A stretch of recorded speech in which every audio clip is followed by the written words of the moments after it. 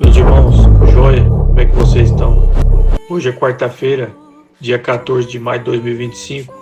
É meu dia de trazer um pequeno devocional do livro de Salmos aqui no grupo com os irmãos.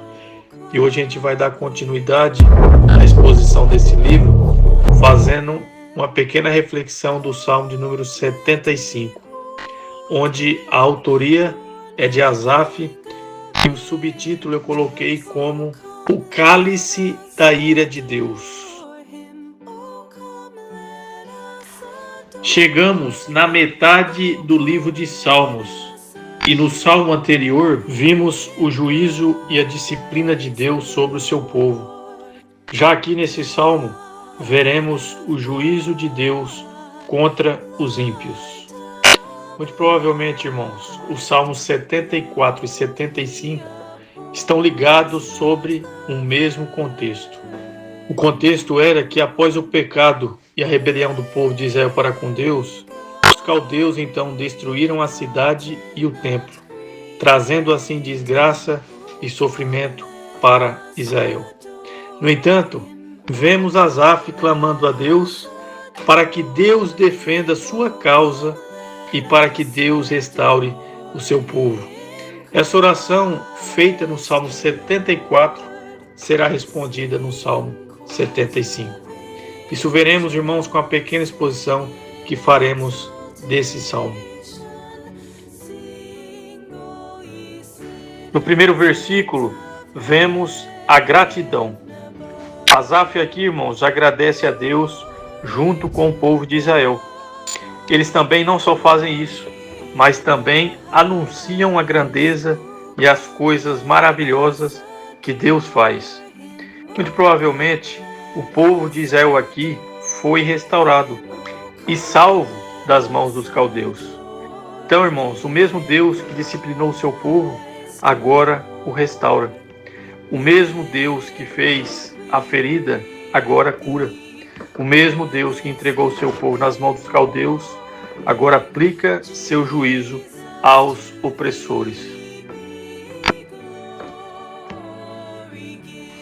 Dos versículos 2 ao 3, vemos o dia do julgamento. Irmãos, a Bíblia nos fala sobre o dia da ira de Deus, onde ele julgará todos, inclusive seu próprio povo. Seu povo não será condenado. Veremos o porquê mais à frente nos versículos finais desse salmo. Porém, Deus condenará os ímpios por causa dos seus pecados, por rejeitarem o Salvador e por rejeitarem a sua palavra. Eles irão colher o que plantaram. Plantaram uma vida sem Deus, irão colher uma eternidade sem Ele. Plantaram rejeição durante a vida ao grande Salvador, colherão uma eternidade separado dele. Plantaram incredulidade e indiferença ao Evangelho e à palavra de Deus, colherão juízo por tal afronta. Eles escolheram passar uma vida na terra sem Deus, por isso estarão na eternidade sem Ele. Essas palavras são duras, meus irmãos, não apenas para ouvir, mas para crer. Muitas pessoas não gostam de ouvir sobre a justiça e sobre o juiz de Deus. Muitas pessoas querem apenas ouvir sobre seu amor e sobre a sua misericórdia. Todavia, não somos chamados a conhecer Deus apenas pela metade, mas sim por inteiro. Não somos chamados a conhecer apenas alguns atributos de Deus, mas sim conhecer todos eles.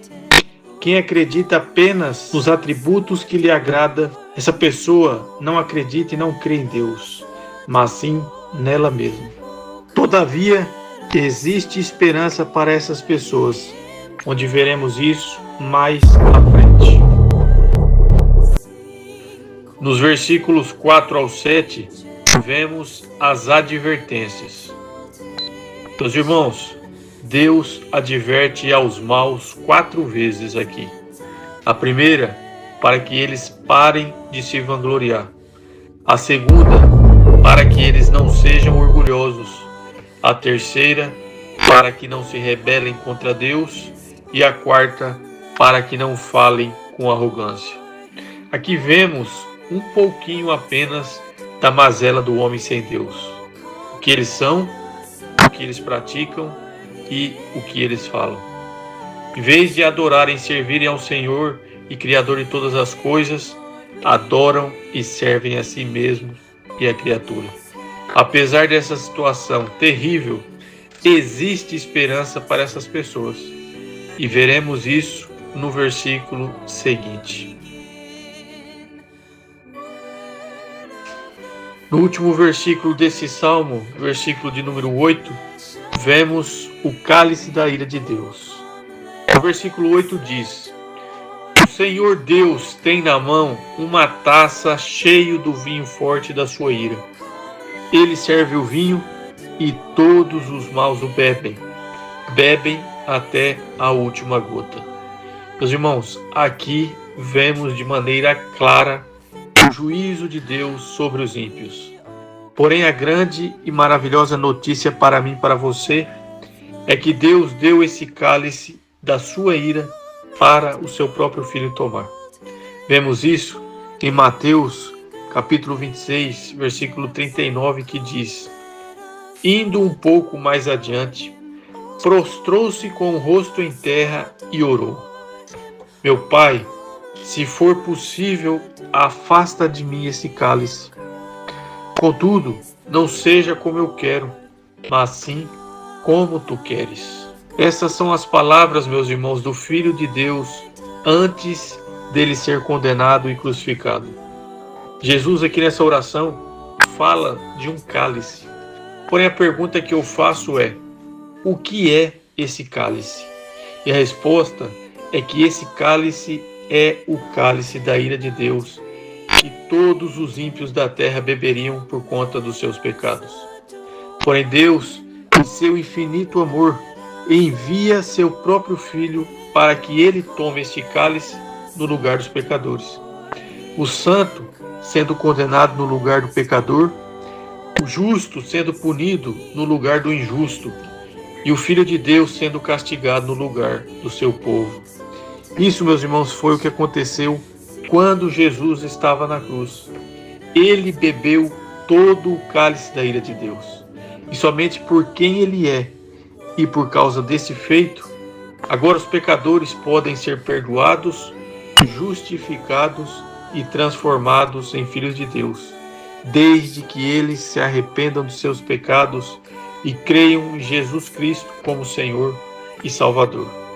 Caso eles não façam isso, eles beberão o cálice da ira de Deus após a morte para todo sempre, por rejeitarem tão grande salvação e tão grande Salvador.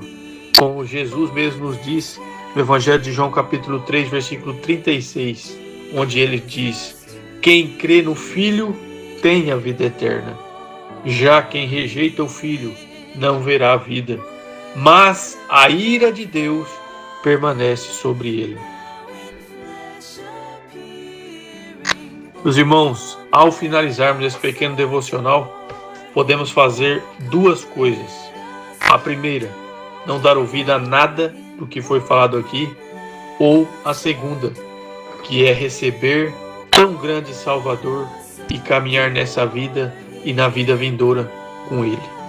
Que Deus abençoe grandemente a vida dos irmãos e aplique sua palavra em nossos corações. Se gostar, se inscreva em nosso canal. Deus abençoe.